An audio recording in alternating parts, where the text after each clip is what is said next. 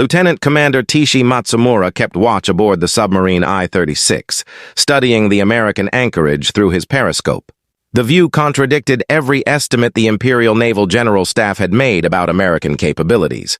In the lagoon, he saw more than a fleet. It looked like an industrial city afloat.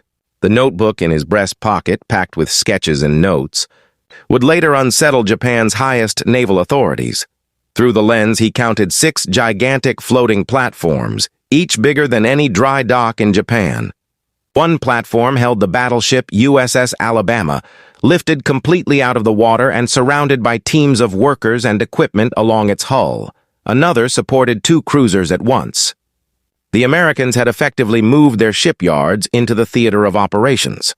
That night, in a coded dispatch, Matsumura wrote lines that would trouble Japanese naval planners. They repair ships faster than our kamikaze can damage them. This is not war. It is arithmetic. We cannot win. The structures he observed were auxiliary floating dry docks of the AFDB series. Their sections were built at different U.S. yards, towed across the Pacific, and assembled like enormous steel puzzles. AFDB-2 alone measured 927 feet and could lift 90,000 tons. When fully crewed by about 600 men, it functioned as a complete shipyard, with machine shops, foundries, electrical repair shops, and storage for roughly 65,000 gallons of fuel oil. The dock produced its own electricity, distilled fresh water, and ran with the efficiency of a major naval shipyard. What Matsumura could not see through his periscope were further revelations that would have upended Japanese naval doctrine. Scattered across the Pacific were 7 large advanced base sectional docks and 31 smaller auxiliary floating docks, turning each captured atoll into a potential Pearl Harbor. 3 weeks before the attack on Pearl Harbor, in a conference room of the Japanese Naval General Staff in Tokyo, Vice Admiral Osami Nagano presented the final war plans. Their calculations looked sound. The United States had 8 principal naval shipyards on the Pacific coast. Mare Island in California could handle 4 capital ships at once. Puget Sound Naval Shipyard in Washington could handle 3, and Pearl Harbor, closest to the combat zone, might perform roughly 6 major repairs simultaneously. The mathematics seemed to favor Japan. If Japanese forces could damage or sink 20 American capital ships in the first 6 months, it would take the United States at least 18 months to repair and replace them. Major repairs would force ships to steam about 3,000 miles back to the west coast. The voyage alone would be roughly 2 weeks each way, keeping those vessels out of action for months, Admiral Isoroku Yamamoto, despite his reservations about war with America, had signed off on those estimates. His operations officer, Commander Kame Kuroshima, presented charts of American industrial capacity. The United States produced 1.5 million tons of merchant shipping in 1941 versus Japan's 400,000 tons. But Kuroshima argued that warship construction depended on specialized facilities, skilled labor, and particular materials. The choke point would be dock space and repair yards, not raw industrial tonnage. They had not predicted that Americans would simply build new shipyards and float them into the battle zone. The story of American floating dry docks began with commercial necessity. In 1927, the U.S. Navy commissioned its first self-docking floating dry dock, IFD-2. Unlike fixed dry docks carved from stone and concrete, floating dry docks worked by ballast. Pump out the water and they rose. Flood the tanks and they sank. A ship could be sailed over a submerged dock, which would then lift the vessel entirely clear of the water. By 1940, naval planners realized that scaling and mobilizing this technology could remove geography as a constraint in naval warfare. The Bureau of Ships launched an ambitious program, one that many American engineers initially thought unlikely, to build sectional floating dry docks large enough for battleships, make them in pieces for ocean transport, and design them to operate independently in remote locations. The Advanced Base Sectional Dock Program was a striking example of American industrial daring, with production spread across multiple yards. Section A at Everett Pacific Shipbuilding in Washington, Sections B and C at Chicago Bridge and Iron in California, and Sections D through G at Mare Island Naval Shipyard. Each module weighed about 3,150 tons and measured roughly 93 feet long, 165 feet wide, and 75 feet deep. 10 modules joined together formed a floating dock able to hoist an Iowa-class battleship. The technical obstacles were enormous. Every segment had to survive Pacific tow storms, yet be finished with millimeter precision so it could be welded to adjacent units. Ballast tanks had to operate in exact harmony. The docks also needed onboard machine shops capable of fabricating anything from propeller shafts to gun barrels. Commander Tamichihara, skipper of the destroyer Shigura, experienced American repair power at close range off Tulagi in March 1943. In his memoir, he wrote that after they had torpedoed the cruiser USS Helena, Japanese analysts predicted 6 months in a fixed dock. Yet 3 weeks later, reconnaissance photos showed Helena back at Tulagi, her guns manned and firing at Japanese aircraft. There had been no visible dock, only open water and small islets, because ABSD-1 had been assembled at Espiritu Santo weeks earlier. The sectional dock had lifted the 10,000-ton cruiser clear of the water, patched a 20-foot breach in her hull, and returned her to action in 19 days. The identical job at Yokosuka Naval Arsenal would have taken 4 months. The captain's bewilderment exposed a central flaw in Japanese thinking. They imagined naval support as permanent. Land-based complexes built over generations, Yokosuka itself dating back to 1866, while the Americans had produced equivalent shipyard capability in 6 months and towed it to the fighting front. Admiral Chester. Nimitz recognized that mobile dry docks changed the arithmetic of attrition. In a January 15, 1943 memo to Admiral Ernest King, he warned that forward-placed floating docks fundamentally shifted the balance of forces, repairing a ship in 3 weeks at Uli instead of 3 months in San Francisco meant a roughly 4-fold increase in the fleet's available strength. The Japanese learned this truth gradually. At the Battle of Santa Cruz in October 1942, the carrier USS Enterprise was badly damaged and estimated to need 6 months of overhaul. Yet she was back in action in 30 days after repairs at New Caledonia performed by the destroyer tender USS Vestal and Advance Base facilities. A Japanese rear admiral recorded in his diary that enemy repair capacity exceeded their intelligence estimates by inexplicable margins. Badly damaged U.S. ships returned to battle before lightly damaged Japanese vessels finished repairs. By early 1943, the U.S. Navy had a network of floating repair facilities that remade the Pacific. Advanced base sectional docks at Espiritu Santo, Uli, Lee, Gulf, and Manus, plus numerous smaller floating docks servicing destroyers and submarines at dozens of sites. Production figures made Japan's position desperate. Mare Island Naval Shipyard was turning out multiple ABSD sections while simultaneously building destroyers and cruisers, employing some 46,000 workers in 3 around-the-clock shifts. In 18 months, Mare Island alone added more floating dock capacity than all of Japan's fixed dry dock infrastructure. Lieutenant Commander Haruki Iki, a naval architect at Yokosuka Arsenal, estimated in early 1944 that American floating docks in the Pacific could repair simultaneously about 18 capital ships, 36 cruisers, and more than 100 destroyers. Japan's entire home repair establishment could handle only 6 capital ships, a dozen cruisers, and about 40 destroyers. More importantly, Iki highlighted how forward repairs multiplied effective strength. A vessel hurt at Leyte Gulf and fixed at Ulithi returned to duty in roughly 1/4, the time it took a ship to sail back to Japan for work. His judgment was blunt. We face an adversary who hauls his industrial base to the fighting. We cannot sink ships as fast as they can restore them. The floating docks produced their first dramatic proof in a Central Pacific assault in February 1944. The battleship USS Maryland suffered kamikaze strikes that ripped a 40-foot breach in her deck.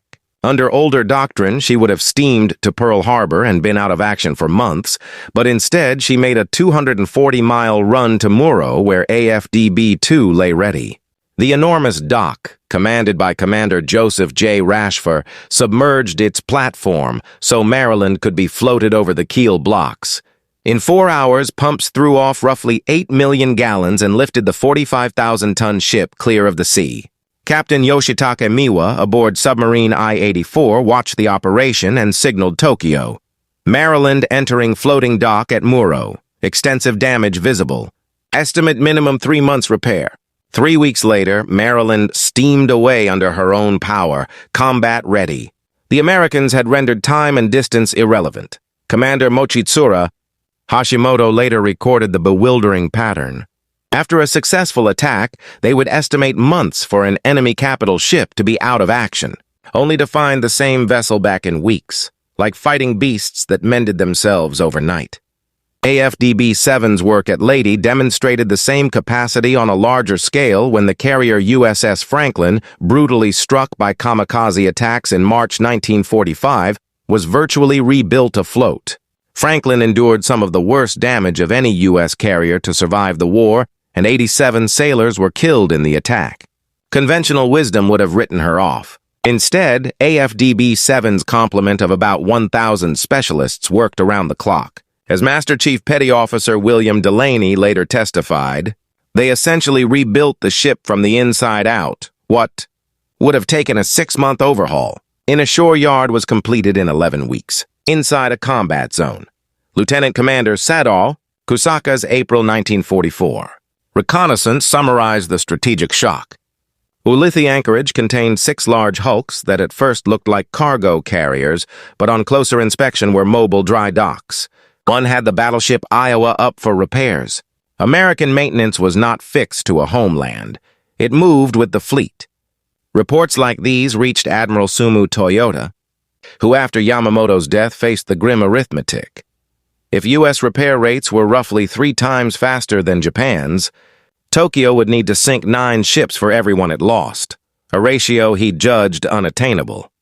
Each sectional dock carried living spaces, galleys, and sick bays so crews could live and work thousands of miles from home. Seaman First Class Robert Leckie, assigned to AFDB-3 at Manus, remembered movie nights projected on the dock walls and impromptu baseball games on the floor when no ship occupied the blocks. The docks felt like a slice of America afloat. The messes and supply chains were notable. While warships often lived on canned rations, the dry docks kept frozen stores and full bakeries.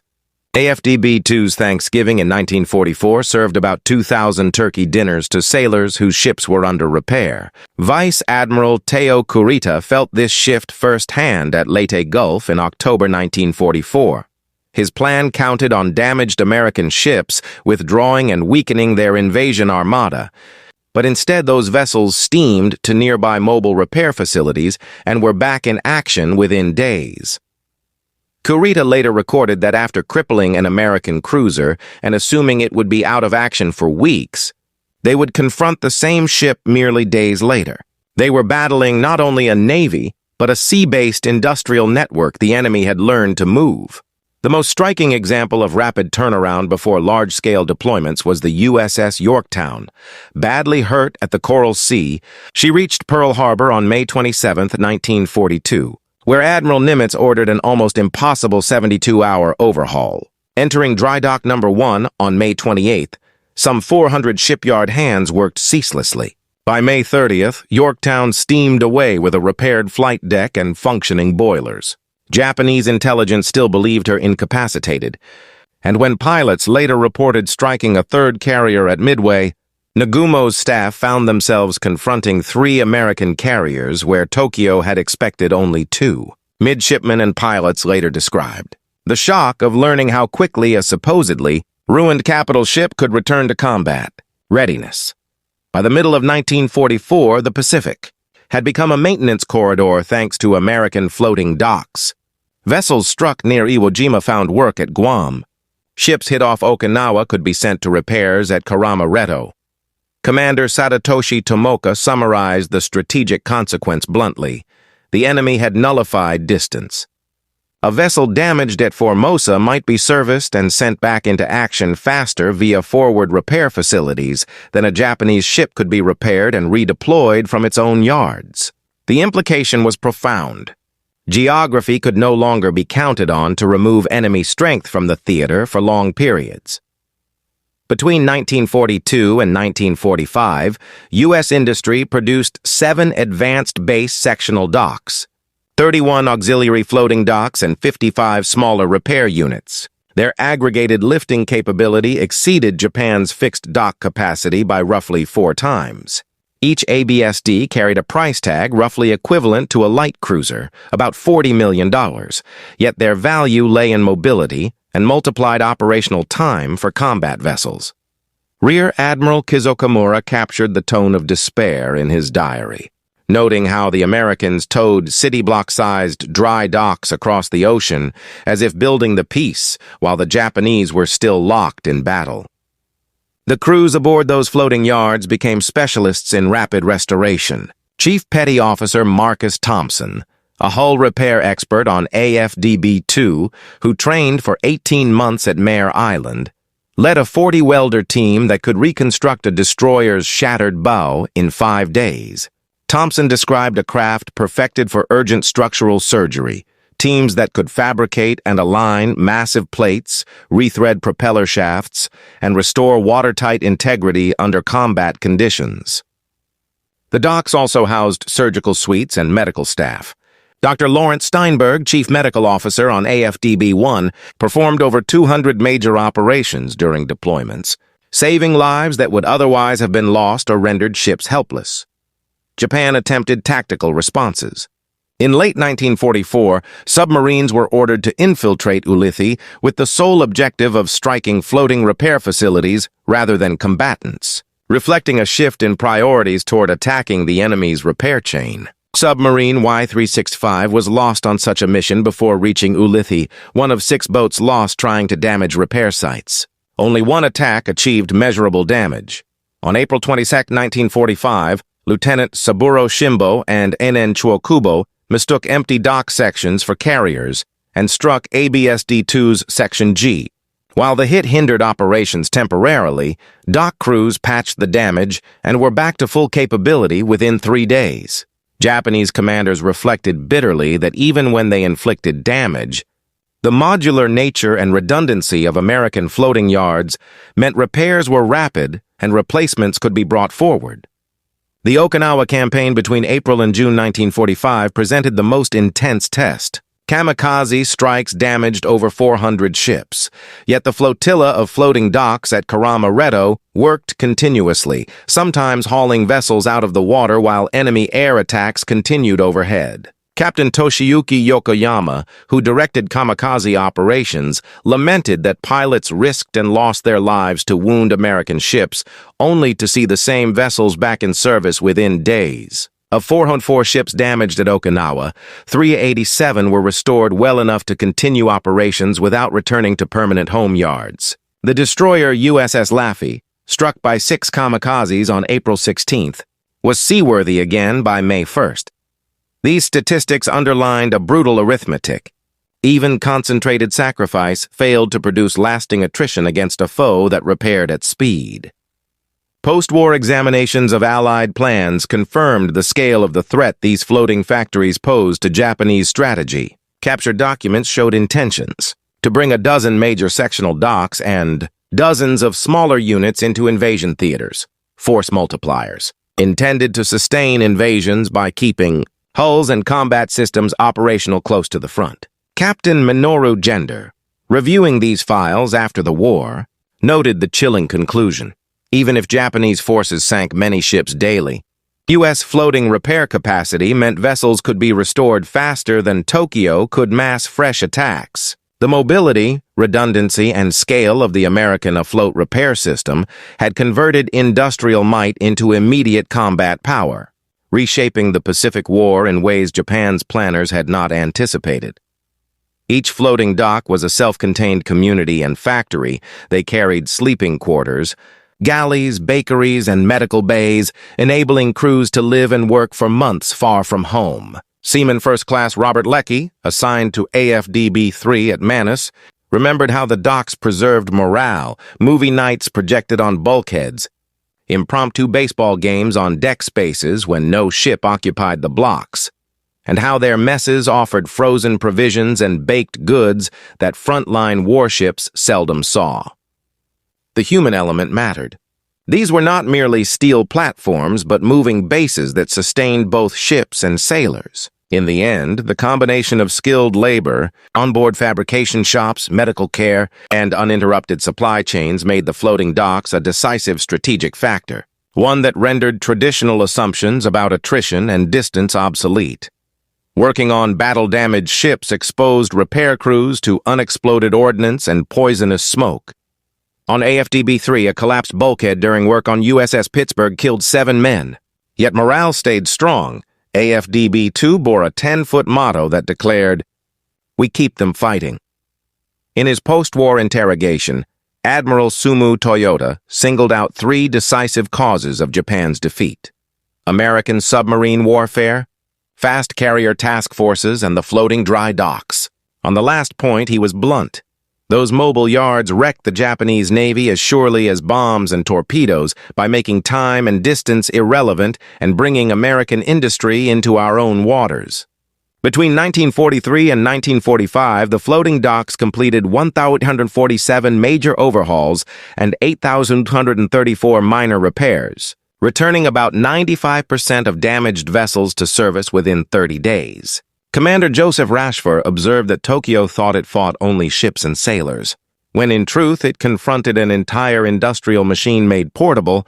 Every dock was a piece of Detroit and Pittsburgh turned into floating steel. That organizational insight came from officers like Rear Admiral Ben Moriel, who realized that industrial supremacy mattered only if it could be projected to the fight. He transformed production capacity into an operational weapon. Mare Island Naval Shipyard employed some 6,000 women by 1943. Marjorie Mueller, among the first female welders, worked on Section F of a BSD-2.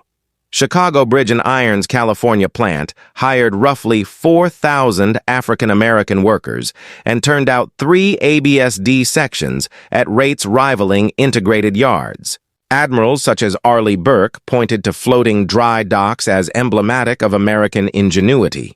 Japan could match training and tactical skill, but the United States had turned the sea into a factory floor.